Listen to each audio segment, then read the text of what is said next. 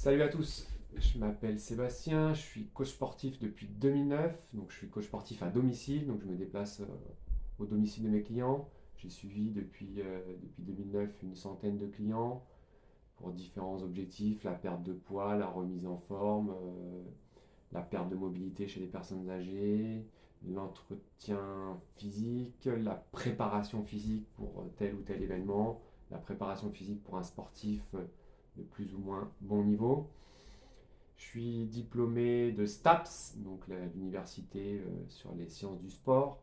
J'ai une licence entraînement sportif, j'ai un master sport nutrition santé. Voilà pour ma partie présentation. Pourquoi cette chaîne?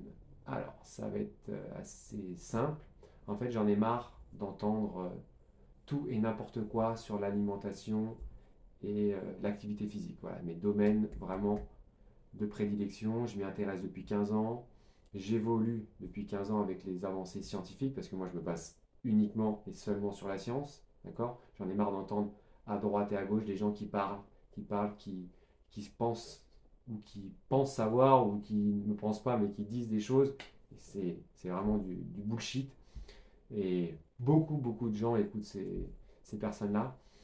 Donc je veux rétablir une certaine vérité, en tout cas la vérité du moment. Ce que je disais il y a 15 ans, je ne le dis plus maintenant. Quand on me posait une question il y a 15 ans, je répondais A, maintenant je dis B, et peut-être que dans 5 ans, je dirai C, en fonction des évolutions scientifiques. Euh, Pareil, si vous cherchez un coach, j'aimerais que vous demandez ses diplômes. D'accord. On ne peut pas faire confiance à tout le monde.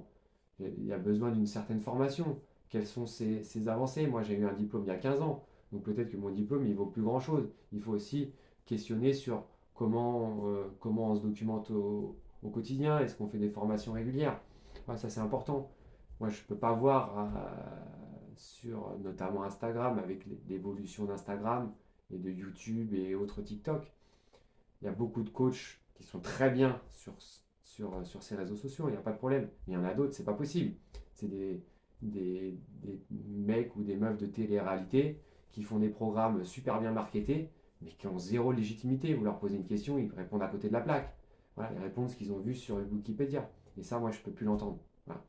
Et même mes propres clients, parfois, me reposent des questions. Moi, je leur ai répété 3, 4 fois, peut-être que je n'ai pas été assez clair dans mes explications, mais on entend tellement de choses qu'on peut être perturbé sur ces domaines. Voilà donc pourquoi je vais faire des vidéos ici même, à ce bureau, donc sur certaines notions, et beaucoup balayer des idées reçues sur l'activité physique et un petit peu sur l'alimentation. Je suis plus spécialiste de l'activité physique que l'alimentation, mais ça va de pair. Sinon, au niveau sportif, moi j'aime bien la course à pied. J'en fais pas mal. Je cours assez régulièrement. Je me suis mis à faire quelques trails, hein. Vous voyez, j'ai quelques dossards là-bas. Je fais du tennis en compétition. Et puis en loisir, un petit peu de padel et du vélo avec les enfants. Voilà.